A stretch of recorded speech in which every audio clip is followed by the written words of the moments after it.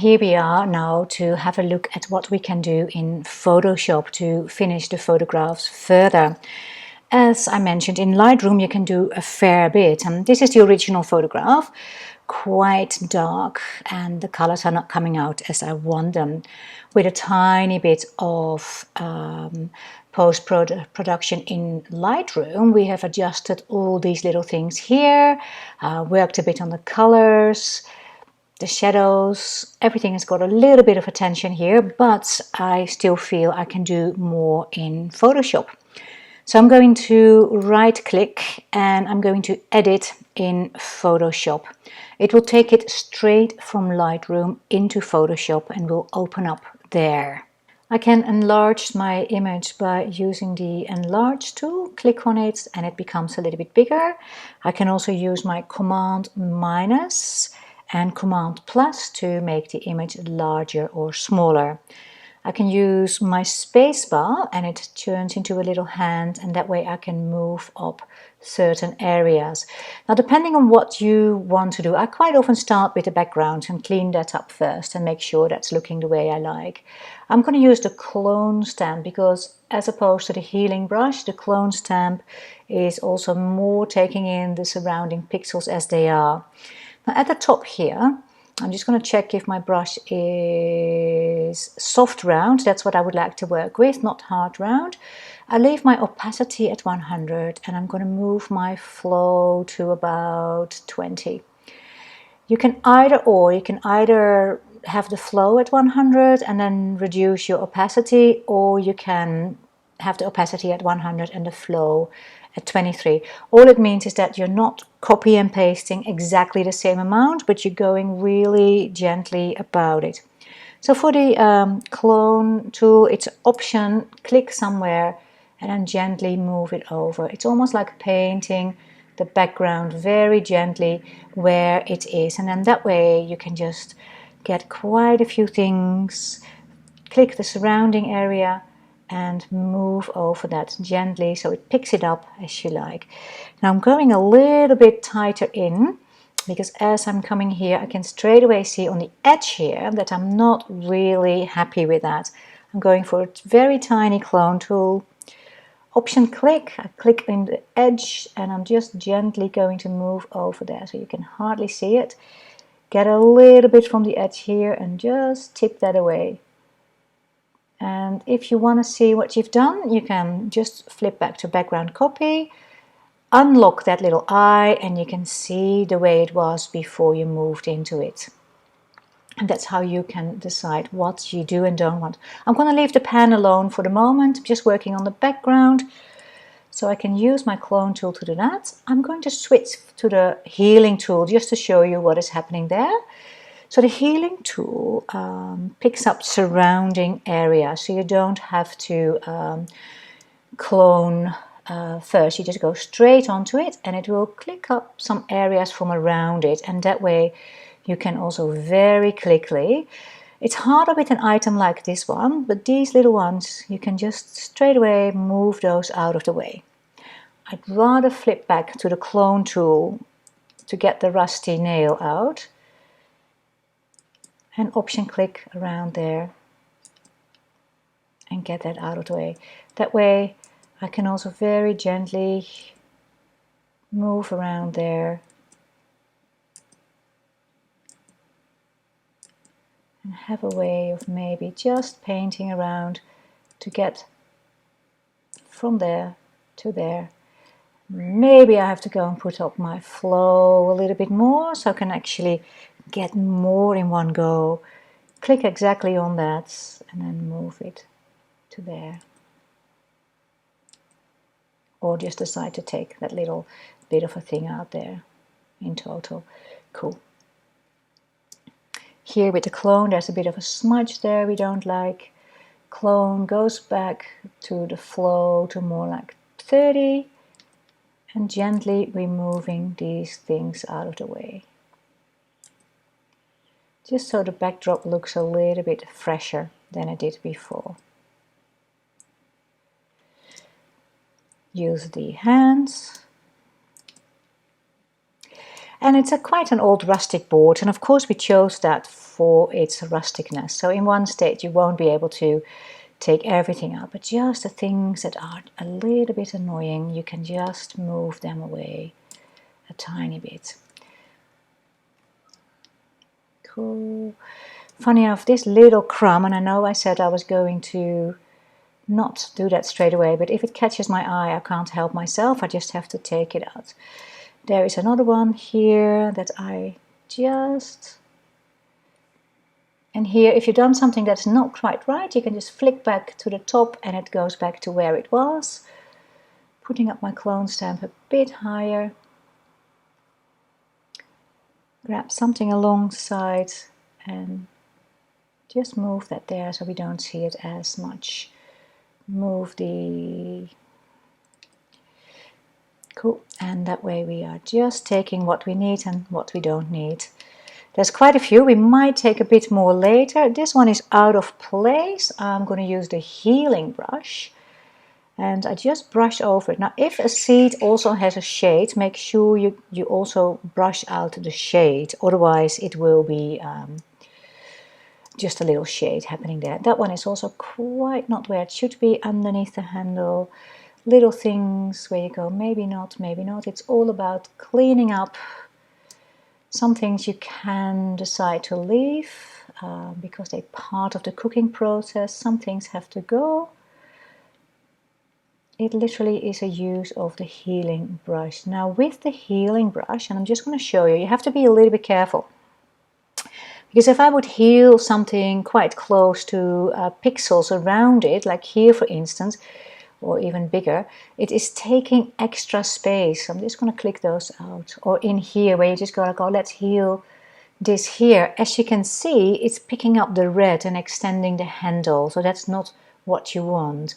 So using the healing brush in areas where the surrounding pixels are all the same, then it's pretty good and pretty easy to do. We leave that shade for longer. Maybe those ones are good, we don't know yet. So I leave the crumbs around there. That is not pleasant to look at, neither is that or that or that. So moving around a few items here and there. Wonderful. Good to go back to the full frame. I'm pressing Command 0 and I've got the full frame up there. Beautiful. Cool. Now I'm ready to go inside the bowl and have a look in there and see what I can clean up there for my bowl. Now there's one big lump on the side that we missed previously. So if I use my healing brush, it's on the edge. It actually picked it up quite nicely. So sometimes you're lucky, sometimes you're not. So I'm happy with that one. Going a little bit further out and just looking around the bowl. I'm going to leave that one because it's part of the cooking process. But these little white dots are actually not so nice. I'm just picking them up with my healing brush as I'm going, just to the rim. Are they part? Are they not part? Are they drawing attention? That's my main thing. Are they? Yeah, I love the cooking process that is there. That's all part of the shashuka. So we're happy to leave those here and there. This one I'm not so keen about because it's right where the handle is. Now, as you can see, this time the healing brush did not do its job properly. So I'm going back to clone, pump it up a little bit, grab a little bit from the surrounding and just move it up gently. And I probably will get a bit of a batter. And I can lower my brackets to make this small so my spoon becomes a straight line again instead of that little lump that's in there. And that is better. Good. Perfect. Wonderful. Back to my healing brush and just looking at the rim, taking little things. And in food photography, every tiny bit makes an image look really clean and clear or just messy. And even though with this pan we are keeping quite a messy look, but some of these white highlight dots in the rim are just distracting. So I don't mind a few, but too many is simply giving it a messy look that we don't want. So a little bit of retouching. That's quite a big one. I like the rest, but that one could go a tiny bit. That one is good. I don't mind these little things. I don't mind these crumbs there, but the white ones, they're the ones that don't give any information really. So they can go. Cool. I quite often keep a process that I always know I start at 12 o'clock, because then that way I know when I'm back and I won't keep going in circles forever. So Command 0 got me back to full screen. And here I am going to have a look at this area here, and I'm going to actually put a curves layer on the top. And with the curves layer I can play around and adjust the highlights and the shadows, same as we did in Lightroom, but here we can be more individual. So first of all I'm going to see how far can I go to get that out. That might be a bit much. I'm just going to do it a tiny bit because that's always good for the whole bowl. That's there, beautiful. So this is my curves layer that's taking my whites up to where I want it. If certain areas are becoming too white, I could work them, but I have left it pretty good. I'm going to put another curves layer up the top, and that one is going to be my dark curves layer, where I can have a quick look at what does the dark do. It makes the rim and some pieces of the bread quite nicely, so I'm just going to leave it alone for now. I'm going to press Command I because that will make it dark. And now if I pull this back, you can't actually see what's happening, but I know some of my black things will be blacker. So what I can do with Command I can grab my brush. And again, I'm using an opacity of 100 and a flow of not too much, because what I'm going to do is I actually like the rim quite dark. So let me just have a little tester and see. As you can see here, a tiny bit of white appeared.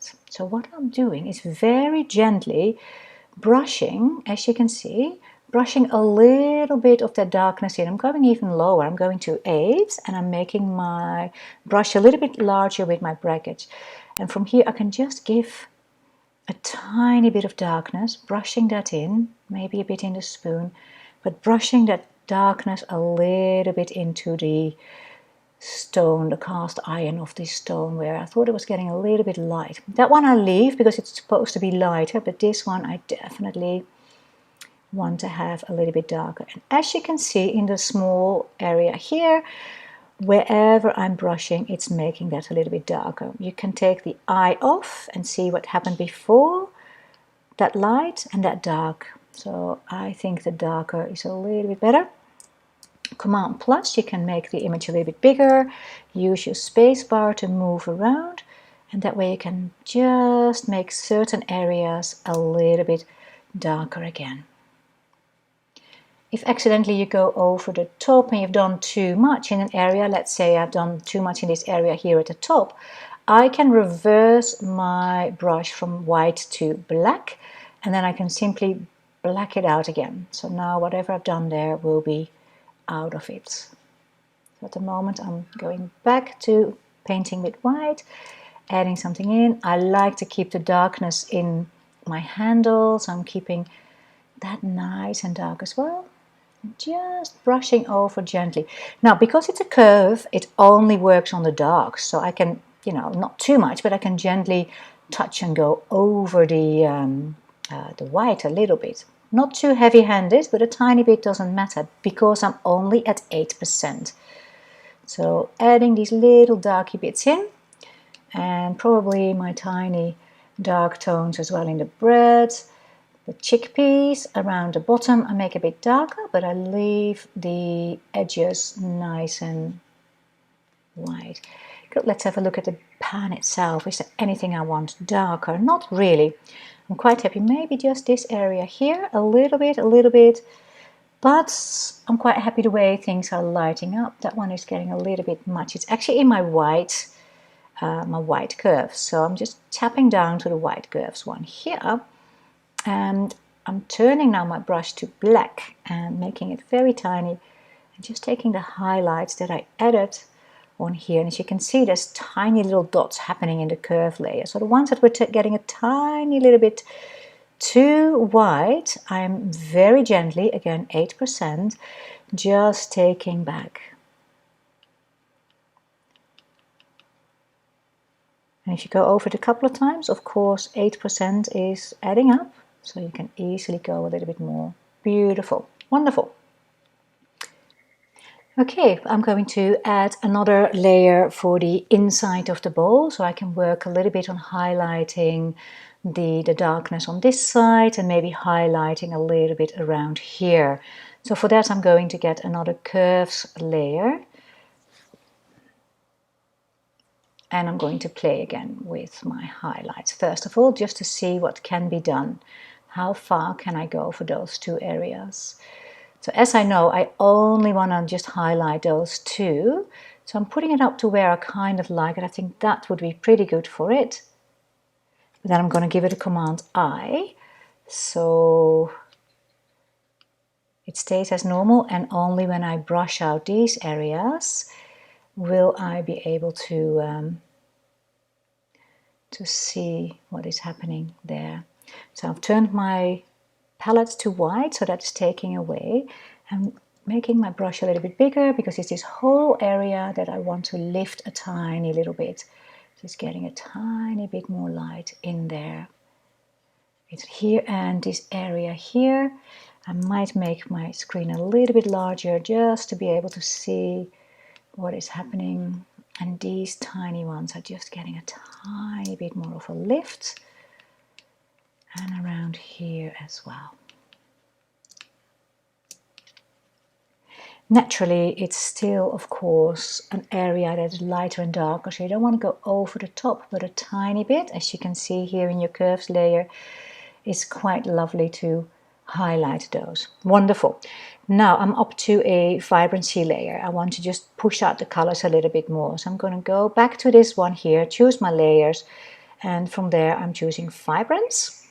And I know you can do this as well in Lightroom. Within Lightroom it goes over the whole board. Well, here I can make a vibrancy layer, and again it has a mask. So I'm going to command I, because I only want it in the pan. I'm just going to go to about 20 is good and good enough. 20 about. There you go. And using my brush to make it a little bit bigger and gently brush out the vibrancy here. Probably can go a little bit more, like 50%, and just go the vibrancy of the pan. Let's move this up so we go. There she is, there's the vibrancy one, so you can always see what's happening. And whether you've done the whole circle. At some stage you can just really just move it around. And the reason why we don't go to 100% is if you go 100% it will show too much if you just accidentally brush over it. So this is a good way of going. And you can see if you miss little places, here in this corner I've missed something, then sometimes Photoshop is a little bit slower to react, so we know we've got it. Beautiful, cool. And after the vibrancy layer I'm going to get a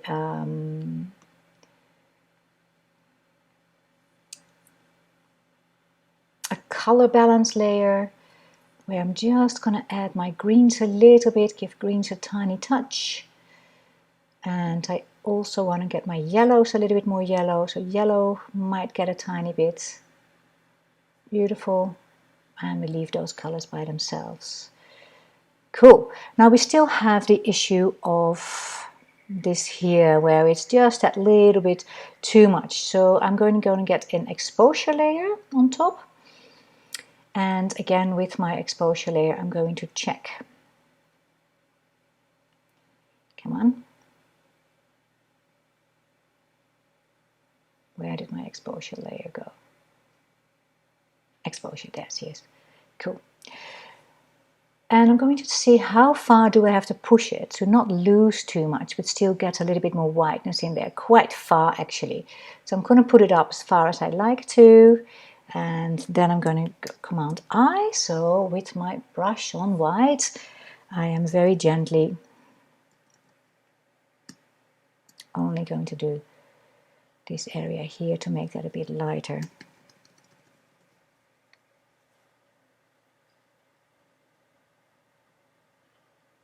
Cool. It's a hard and tricky one, so we might not be able to be happy with that. I'm going to go for another option, which is using this tool here. It's like a healing brush, but it takes a patch instead of a healing. And I'm just going to take gentle patches out of this from here to here. And I'm going to say that is actually not too different. Oh, you have to go for that to your background, otherwise it doesn't want to do that. And then up it goes, and say it's not too different than that. So let's put that there. So it copies that one. And same with this one. I'm going to grab this little plank area. And hopefully I can just move it to there. Now I have to make sure that my plank and my plank are getting a little bit lined up. Not that great, so go back here. Back there. There's it. We'll try that again.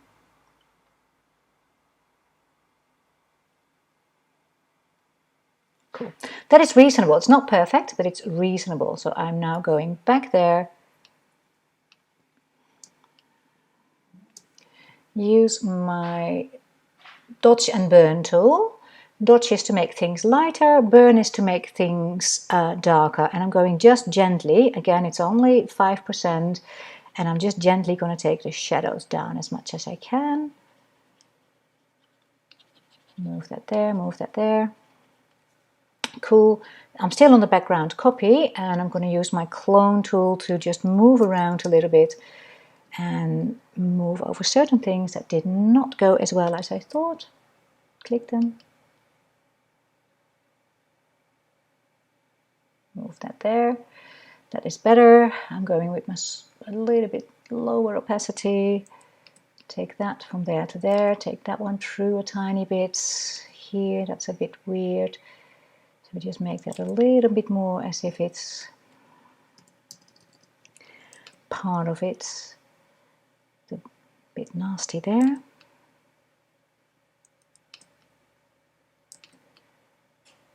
And grabbing area so we keep that rustic look without making too much of a mess in it.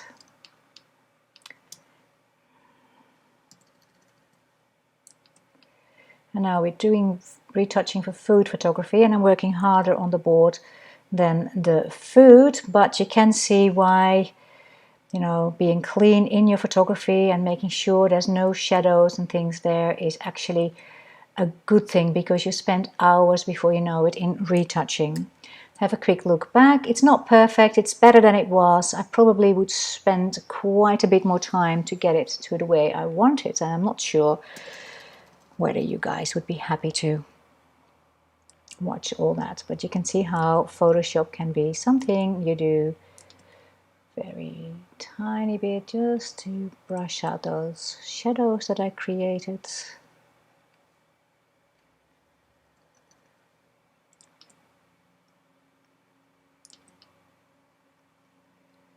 And slowly we've moved the background from being a big thing to something a little bit less intrusive there. Beautiful. So we are getting close to the final photograph. I'm just going to go have a quick look around and make sure that all my little things are looking good, whether I can still see something that is annoying. That's the little bit of color picking up there. I can go to my color saturation there. I go here, put a saturation layer in, and I'm going again, first have a look, take it out as far as I can, so the color is not there, so it becomes more of a just that. So, and with Command I can then paint, oops, go smaller, just these little annoying bits back. Have to be careful with the leaf, but this bit that was just reflecting and therefore asking too much attention, just the color out of the fog. I think it's nicer than having all those tones in there. Just checking the whole, it's all good there, beautiful. So that's back to the copy, the background copy layer, back to the bowl, have a look, option bar to get the little hand, a similar looking area there, so it's not so much. That is a bit of a weird one, so that also can get a tiny bit more there. So it's all these tiny little things that can make our food look really good or not so great. So it's all minuscule towards the end, with a healing brush going over with your eye and simply picking up things you do or don't like.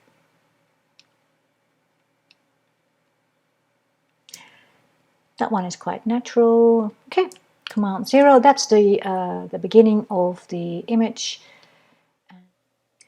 So we are nearly getting to the end of our photograph, and we can have a little bit of a quick look if there's anything else we may want to. I'm just going to use my dodge tool a little bit to just dodge away some of the corners. The dodge tool is here, and with that I'm going to work on my mid-tones, but only gently, 5%.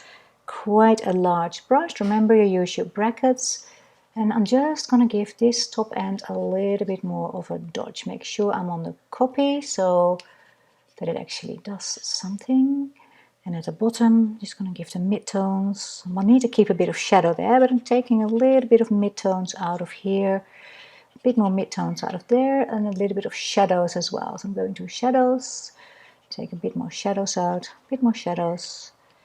Gentle here because we need to have a natural shadow under the pan, but here we can lose a few, and there I can lose a few more as well. So that is good for me. Beautiful. When we get to the end of our layers, and there's quite a few here, we have to make sure they all compress because it's quite a large file when they are all there. You right click, and in your box that comes up you click flatten image. We're going to discard any potential hidden layers, and we just have that one. Now, with all the retouching that we do, sometimes we lose a little bit of the grain of the film. And with the use of all the clones and healings, a really good retoucher will still be able to find all those areas for you. So something we do not want. So towards the end, what I do is I go to filter, and I go to noise. Now noise and grain can be a little bit the same, so I'm going to actually add a tiny bit of noise, not too much, but just enough to get an even, and I'm going to click this, and I'm going to 0.9, oops, let's do 0.9 of noise, and I click OK. That way I am getting in all my retouched areas that are, because of the way it works, you become blankish. They now will get a tiny little bit of grain back, and therefore it's harder to detect where you retouched and where you didn't. So when you're happy and finished with the shakshuka, you can right click on the image, or you can go to File, Save As, or press Save. If you press Save, it will go straight into Lightroom, and from there it will pop up. From Photoshop, it saves a copy back into your Lightroom folder. This here is the original, and this one is the one with the Lightroom adjustments, and this one is the one we retouched in Photoshop. You can Command plus the three of them and put them all three next to each other. So the original version, Lightroom post-production, and final Photoshop post-production, to show you how you can change your photographs with Lightroom and Photoshop.